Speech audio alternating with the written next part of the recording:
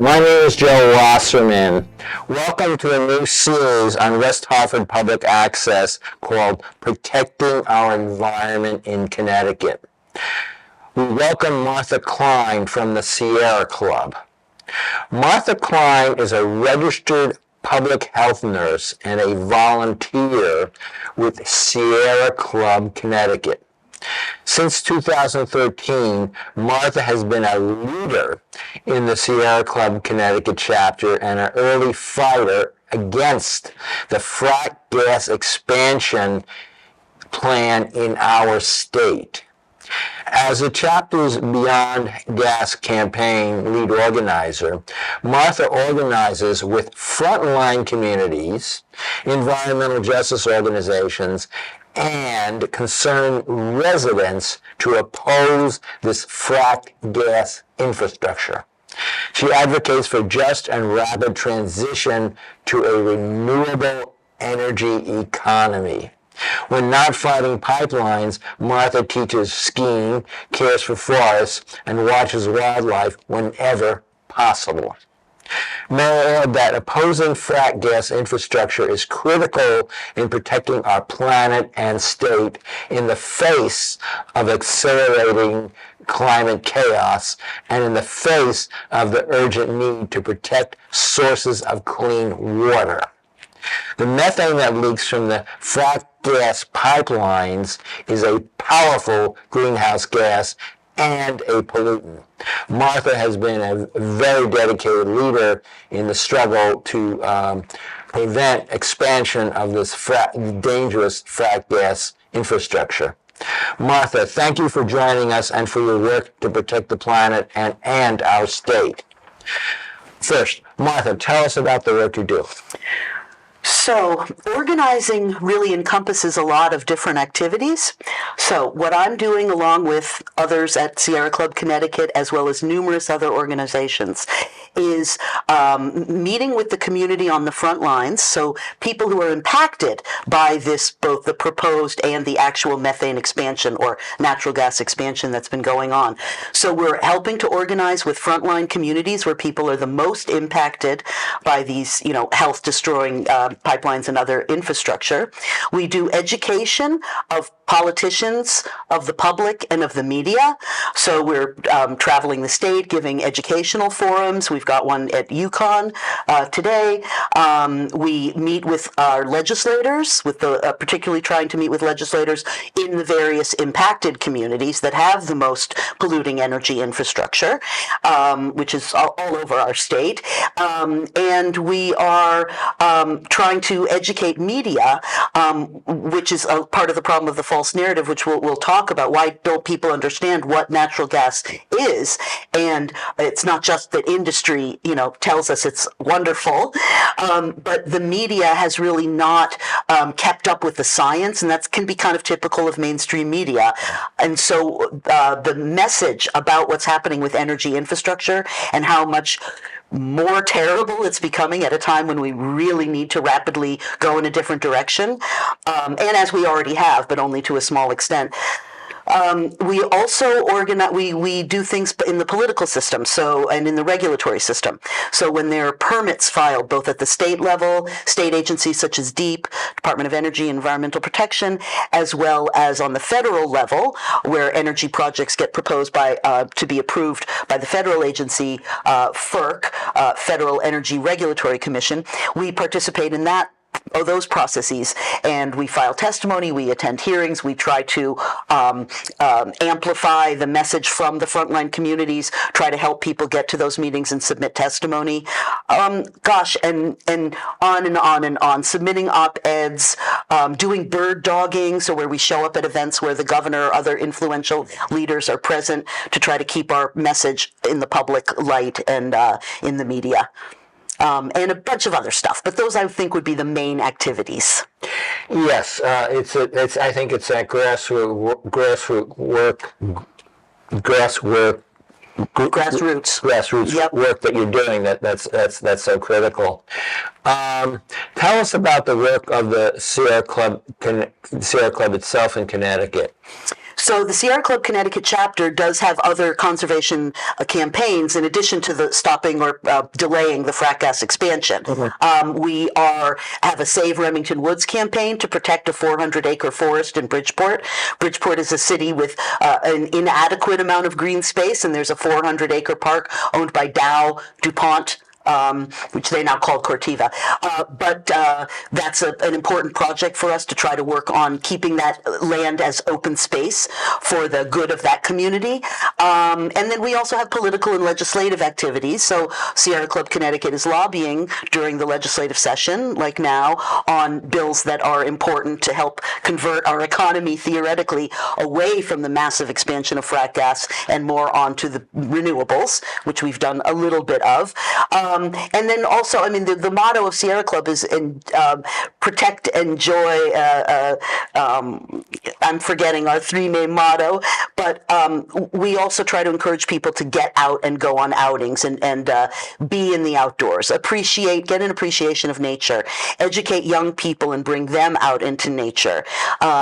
So that's such an important part of our work, is helping people to understand that there's this tremendously valuable resource. It's not just valuable for clean water and clean air, which it is, but also for psychological health for people, to say nothing of, the wildlife that need to be preserved and so on. So I think that's what the chapter does for the most part. Thank you. Why should the public be concerned about the proposed expansion of frack gas pipelines and compressor stations? There are so many reasons why we should be concerned, but I want to just limit the conversation, let's say, to the concern about the cost, the concern about the climate, and the concern about health. Okay, so the costs. There are a tangle of federal and state laws that and regulation that allow for frack gas infrastructure, natural gas infrastructure, which includes pipelines, which includes compressor stations, metering and regulating stations, so on and so forth. Almost all of that infrastructure is allowed to be, the cost is offloaded onto ratepayers eventually. Okay, so and it's a complex mechanism of laws. It's not just like one simple law that I could mention, but I can give some examples of the way the costs are out of control. So, for example, around 20 years ago, approximately, not just our state, but the whole nation started a massive conversion away from other fossil fuels, coal and petroleum, so solid and liquid fossil fuels, to gas fossil fuels, which is methane. And this what's happened over the last 20 years is that our energy has become vastly more expensive. Now, there's different reasons why, but the cost of fuel is one of the main drivers. So methane fuel costs go up and down, but one thing that never goes down is the amount of infrastructure they're building. So they claim they always need to do routine maintenance, which often means brand new pipelines, but in any case, these energy corporations, the gas corporations, are continuing to build infrastructure all the time, and all of those costs are offloaded onto ratepayers ultimately. That's why our costs have become more expensive. If what we want to do is have affordable energy, we cannot continue to be hugely dependent on methane. So, for example, in Connecticut, 55% of our electricity is from burning methane, and then about 40% comes from nuclear. The most expensive energy we can produce is that from nuclear, and then second from burning methane. We can have much more affordable energy by using renewables, but that process has been really slowed down in Connecticut. And if you look at the way the cost mechanisms happen, you can understand why. So whenever they want to build a new frack gas pipeline or infrastructure, metering and regulating station, the cost will be covered by ratepayers. Whenever there is a desire to put more renewable power on the grid, so for example, solar, all those costs have to be borne by that energy company. So it becomes grossly unaffordable for a solar company, as an example, to get their power on the grid, whereas for a methane-powered infrastructure, they're going to be subsidized, even if they have to pay the cost initially and then they get recompensed, by ratepayer fees, right? And I've got a perfect example for you, which is right now in Hartford, they're building a brand new frack gas-powered fuel cell. It's and 300 megawatts. And that Eversource is going to purchase that. And all the cost of Eversource connecting that 300 megawatts to the grid that Eversource will then be able to sell that power, all that cost gets put off on the ratepayers. It redounds to ratepayers, right? In Windham, they wanted to put a small 1 megawatt solar facility on top of a capped landfill, and Eversource said, sure, you can send that 1 megawatt of solar power into the power line transmission that we own, that Eversource owns, for $26 million. There's no way that the solar company can offset those costs or push those costs onto potential customers. So the whole design of the thing is set up to favor fossil fuels, subsidies for fossil fuels, whereas renewables get none of that. And then it's portrayed that renewables are unaffordable and fossils are going to stabilize energy costs. The opposite of that is actually true. We do need to make some capital investments in renewable energy, which can be expensive up front, and then it pays itself off in a decade, and you don't ever have to pay for fuel again if you're powering the business building or whatever from solar. So cost, and I could even go on and on and on about the ways that fossil fuels make our costs go up, but I want to just stick with that, okay? So it's the reason we need to stop the conversion to methane is it's costing us, and we're the ones who are paying for it. Secondly, climate. So methane emissions in the atmosphere are at record levels right now. And at least half of those more recent methane emissions are from fracking in the United States of America. I'm talking about global atmospheric methane levels have been found to be significantly related to fracking in the United States of America. So our domestic fracking is actually contributing very significantly to global heating. So let's remember, just to go back to basics for a second, that methane, or natural gas, is 100 times more powerful than carbon dioxide at trapping heat in the atmosphere. That's over the short term, about 10 years. But that's the lifespan of the methane molecule, is about 10 years. So we need to talk about its impact on the atmosphere for the duration of its lifespan. You will always hear DEEP or the EPA will be saying that methane is only 20 times worse than carbon dioxide. That's over 100 years. Methane doesn't even persist in the atmosphere. One molecule of methane doesn't persist for 100 years. So that's an absurd measurement. So what we know is that domestic fracking in our country is raising atmospheric methane levels. We know that atmospheric methane is accelerating climate change rapidly. And furthermore, we know that by reducing methane now, or at least stopping the expansions that have been undergoing for the past 20 years, the climate would rapidly, like within 10 years, be able to begin to recover. Although we still have carbon dioxide that's going to affect us for hundreds of years. But methane is stronger than carbon dioxide. By stopping the methane expansion now, we could begin to see a bit of recovery from the global overheating in about 10 years. Then the third thing I was going to mention is about health. Excuse me. Using all fossil fuels has terrible impacts on people's health. And it is absolutely the case that burning coal and oil are terrible for people's health. They produce particulate matter, or PM, which are very, very large. And they go in people's lungs and they cause all kinds of illnesses, and people can die from that kind of pollution very quickly. Methane pollution is quite a bit more insidious. And so while you still have particulate matter being produced from burning methane, they tend to be more small. And so you won't have the rapid declines of health that you see when people live near coal plants or oil plants. But we still, definitely we have health impacts, and particularly from people who live near gas-powered compressor stations and power plants. We do see large hydrocarbon emissions from that do affect cardiovascular disease, asthmas, respiratory diseases, and cancers. But the issue about health really goes back to the thing about climate.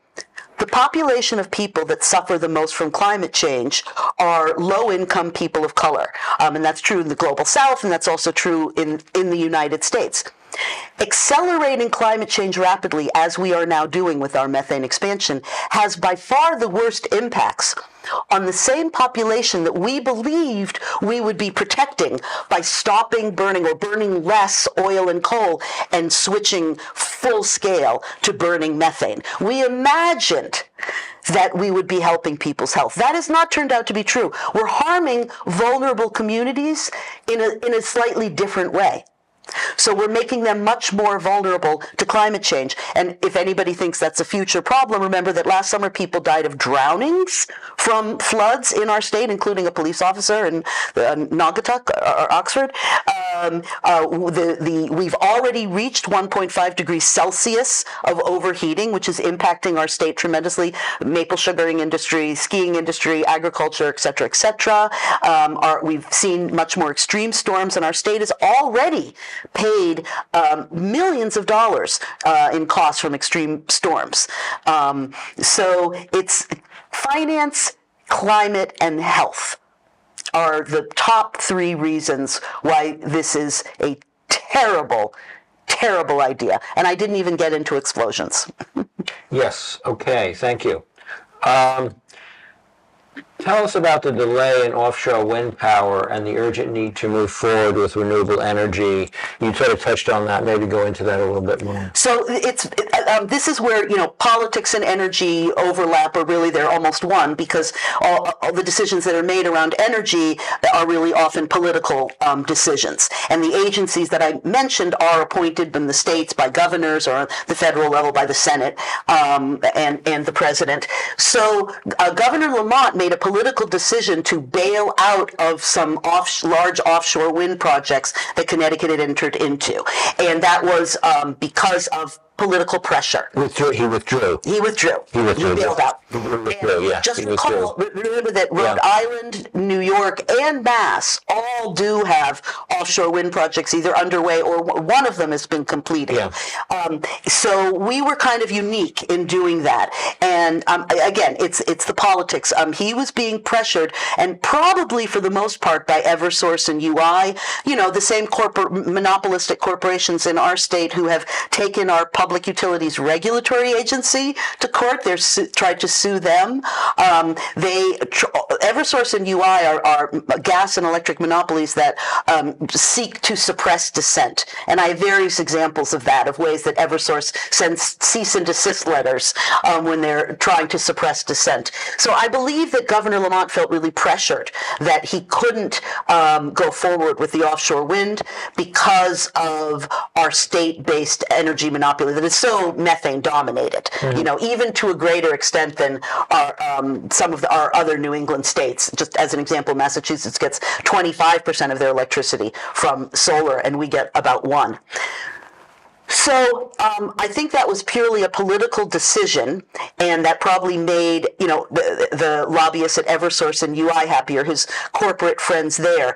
But it was based on a completely false narrative, which is again I referred to this, that when we build renewable infrastructure, there are large capital investments that you have to make at the beginning, and because those can't be offloaded onto the ratepayers, unlike subsidized fossil fuels, they have the appearance of costing more. But here's the problem, is that the people who are guiding Lamont and our Department of Energy and the agencies involved always fail to take the other costs of this infrastructure into account. So, for example, when you look at in renewable energy, we invest in that quite a lot of money, but within a fairly short time, we will never be paying for fuel again.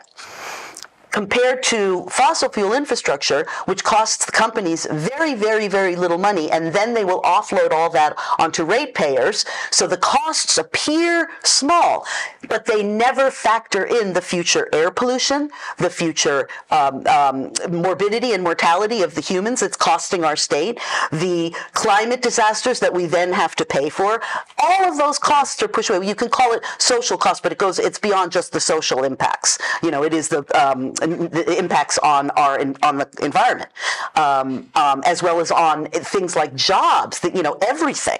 It costs us more to continue burning fossil fuels. So I think Lamont was trying to satisfy the people that support him, perhaps, but that was a terrible mistake, and he really needed to show a little bit more courage Again, our state can certainly afford to invest in this kind of infrastructure, and in the long run, it's the only way that we're going to stabilize and lower our energy prices is by having fuel independence, which means a less centralized but more distributed energy coming from, solar around, or even offshore wind. So we will have offshore wind in the future, Joe. It's just going to take a bunch more years. But in the interim, there's a ton that we can do. So basically, we can be converting to solar. So I mentioned Massachusetts. Massachusetts never capped solar as Connecticut did. So a lot of people don't realize that you can't just go out and say, I want to put solar panels all over my whole roof. You can't do that in this state. This is not a free state where you can do that. You can in Mass, but it's limited here because Eversource and UI didn't want people to put more power on their house than what they would use, because that would mean those people could then give or sell that power back into the grid for the benefit of others. Eversource and UI does not like the benefit of others. That cuts into the profit. So that is why we're having such a fight on getting to the renewables. And again, the statutory issues around capped solar are so complicated. I can't even tell you one law. It's not one law. It got written into a variety of energy bills that now control the whole complex energy system. But I can tell you, because I wanted to do it, and you can't just put as many solar panels on your house as you want. And that's true even now, even after they liberalized the cap slightly. Mm-hmm. Yeah, it sounds like big money interests are controlling the situation. How about nuclear power? Again, it's becoming a hot political commodity, and so with the current leadership that we, the felonious and corrupt leadership we have at the federal level, we're actually seeing more motion on states, even in a more democratic area like New England, more moves to be supportive of adding nuclear. So we, of course, have Millstone, which powers 30% of all of New England, by the way, and it's got contracts through till 2035, if I'm not mistaken. So it's not going offline anytime soon. But what's happened is that there's been, again, with a totally false narrative, there's been a movement to say, well, we need to have more nuclear, and small modular nuclear reactors will be less expensive and more safe than traditional massive nuclear that uses gobs of fresh water to cool it and scrapes out uranium from the Midwest and other parts of our country and the world, causing environmental harm and excess rates of cancer in those communities. So it turns out that all the research from the peer-reviewed scientific journals that our politicians aren't familiar enough with, it turns out that small modular nuclear reactors are not safer and do not reduce costs. And you might ask yourself, I've been hearing about this for decades, where are they? They're nowhere. And that should tell us what we need to know right now. If they have been talking about building them for decades, and I've been hearing about it for decades, about 2 decades, and there isn't one right now anywhere, that's because the technology doesn't hold up. And it certainly is not going to be cheaper. And the people that keep reporting this, that it will be cheaper and better, are the ones that want to make money off it. Or Governor Lamont, who's being, asked by his well-funded friends, please support nuclear. We would like to build more.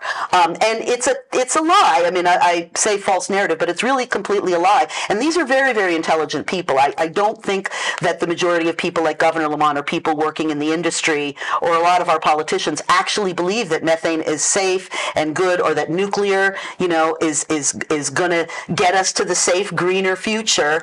I think they are completely driven by money, as you had mentioned. So the people that get into power know that they depend on their wealthy, influential friends in industry to stay in power. And since it's only about staying in power, apparently it's not really about doing good. It is for some politicians. But it appears that the goal is, how do we keep our power? And for them to keep their power, they need to be allied with those big money interests, which is nuclear and methane in Connecticut.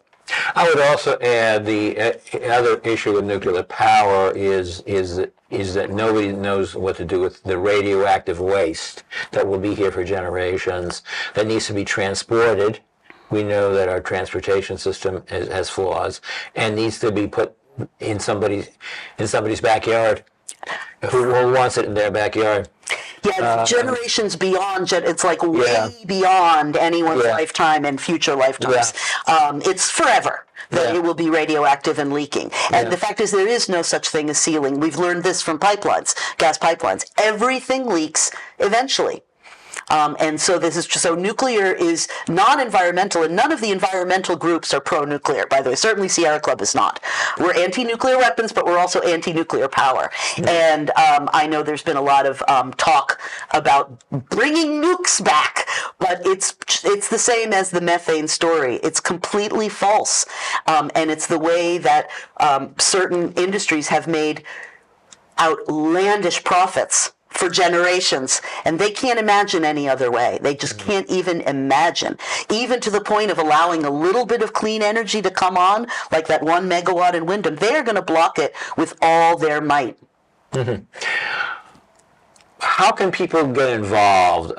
Should people be calling the governor's office? And what should the message be? So direct action, if you are interested in helping help us stop the pipelines and stop the methane expansion, you can go to stopprojectmaple.org, and there's actually a little link that you can sign up there and get involved in our work. You can go to connecticut.sierraclub.org or stopprojectmaple.org, and you can find actions right there that say, click here and let Governor Lamont know that we do not want methane expansion in Connecticut. We've had many pipelines expanded, many new gas power plants, and we don't want that anymore. So you can let him know. But then also on a personal level, I just want to remind people, we know we can't stop climate change without reforming industry and government, of course. But there are many things that individual people can do. And if you're concerned about methane in your home, because it does cause health impacts in the home, we know that it leaks even in people's homes if you have methane for heating or cooking, you can convert to a very efficient electric stove, and you can convert to very efficient electric heating. It's not the old-fashioned way. This is very, very efficient. It uses 1/3 the amount of fossil fuel of your traditional heating or your traditional stove or oven. And so I just want to remind people that even though personal actions are little and government and industry is big, I just wanted to point that out, that if people wanted to do something, that's something that you can do, and it's going to protect your health, and especially if there's senior citizens or children in the home, it's particularly a benefit to get the methane out of the home. Could you repeat the websites, please? The best websites to look at are connecticut.sierraclub.org, and another website that's more just about the frack gas campaign is stopprojectmaple.org. And on both of them, there's a place to sign up, and someone may even reach out to you, call you, or email you. We will invite you to get involved. But Joe's absolutely right. The main thing to do, like today, if people want to do something today, call Governor Lamont's office. He also has an email, and send a message and say, I'm really worried about my energy costs. I'm worried about the future of America. I'm worried about the climate, and I'm worried about our prosperity for our kids. Let's stop expanding fossil gas today. Yeah, the phone number for the governor's office is 860-566-4840, 860-566-4840. And I would also add to that a message that say no to frack gas pipelines, no to nuclear power, yes to wind and solar and energy efficiency. Yes. So that's the message I've been leaving. They'll ask for your name and address, and also you can go to those websites, as Martha suggested. And you could also contact our House representatives and state senator. I want to shout out a thank you to Representative Gilchrist, who should be thanked. She did sign our letter to the governor asking him to oppose frack gas expansion. So people could thank Representative Jillian Gilchrist for taking a stand for the people and for our planet against these big, powerful, moneyed interests. But also, if you could contact the other reps and our state senator. for West Hartford and the area around West Hartford, it's Derek Slapp, and ask him to continue to work for the environment and continue to take a stand against frack gas expansion, and saying no to nuclear power and advocating for wind and solar and energy efficiency. I just want to add one more thing to this. On May 20th, Dr. Ira Helfand is going to be speaking before the Sierra Club here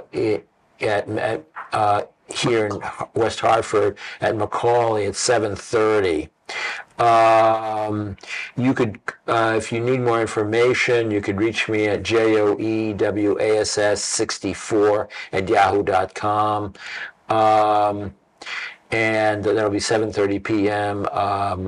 Tuesday, May 20th, and he'll be speaking about the danger of nuclear weapons. And many of us are pointing out that the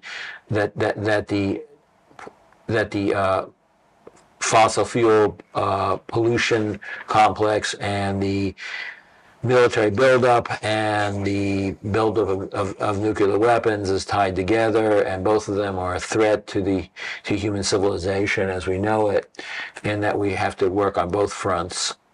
Are there any other points you'd like to speak to? I think that final point that you're making really does is the most fundamental point to make, which is that these terrible things are happening for profit, right? And in a capitalistic system, we understand that people can do, a lot of things that they want to make money. Ironically, the subsidized fossil fuel system is really very Soviet in nature. It's not very free market or capitalistic in nature. And I'm still a capitalist, even though a lot of my friends are socialists. I have faith. Look at the renewable energy industry that is completely unsubsidized right now. They did get a little money from IRA. Thank you, President Biden. Certainly that's going to stop now, or has already stopped. And so the subsidies of fossil fuel create this kind of cronyistic so-called capitalism, but really much more like a Soviet-style keep something alive that is actually totally failing and that is totally harmful, but just keep extracting as much as you possibly can, as quickly as you can to make as much profit and harming whatever, who cares about that, compared to the renewable energy industry that creates 10 times the amount of jobs for $1 million, for every $1 million invested. You get exponentially more jobs, isn't going to kill people or make them sick, isn't even going to kill whales, as we just saw from the NOAA study from like 2 days ago, and it is not subsidized, is a true open market, is a true free market industry, offshore wind and solar. And this is where real opportunity is in America, not just to make the climate better and health better, but for prosperity. And so the strange, confusing thing, right, is that the people that only want prosperity for themselves are making these lying arguments about stay in the past, be primitive, burn crap, for power, and this is the way to have prosperity. And it's totally not. It's destroying our health, our economy, and our climate.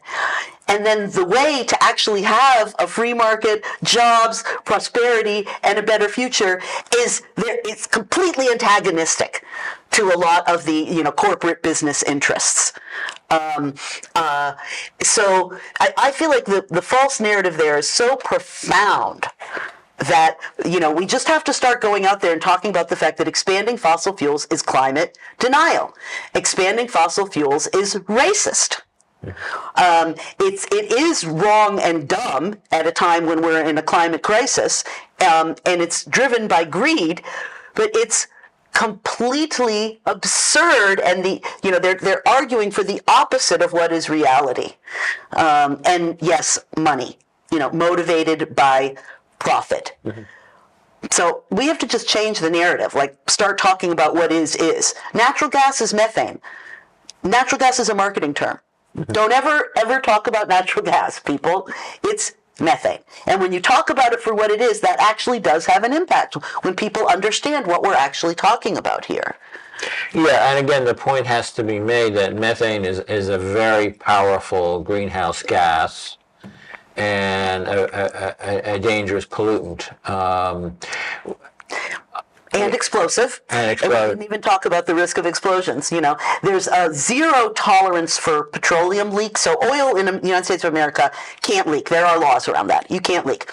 Methane leaks so much and in such big amounts that laws actually make ratepayers get fined for all the leaks, and then we recompense Eversource and UI for methane leaks. It's preposterous, you know. It's great that there's zero tolerance for oil leaks, and we have dozens of oil leaks all over our country all the time. Really catastrophic ones. Enbridge just had one anyway in the Midwest. I feel like Michigan. This is just a couple of months ago. It's happening constantly, even though it's not allowed. And we have a everything tolerance policy with methane. Any amount of leaks, any amount of explosions, any amount of disaster and climate change, and it's tolerated, and the companies are still rewarded and are getting wealthier and wealthier at really stratospheric rates. So this is really a fight for our future, and a fight to protect civilization itself. Yeah. And democracy. And democracy. Again, I would urge people to call Lamont's office today, 860-566-4840. Say no to frack gas pipelines, no to nuclear power, and yes to wind and solar and energy efficiency. And if you could repeat the websites. Connecticut.sierraclub.org and stopprojectmaple.org.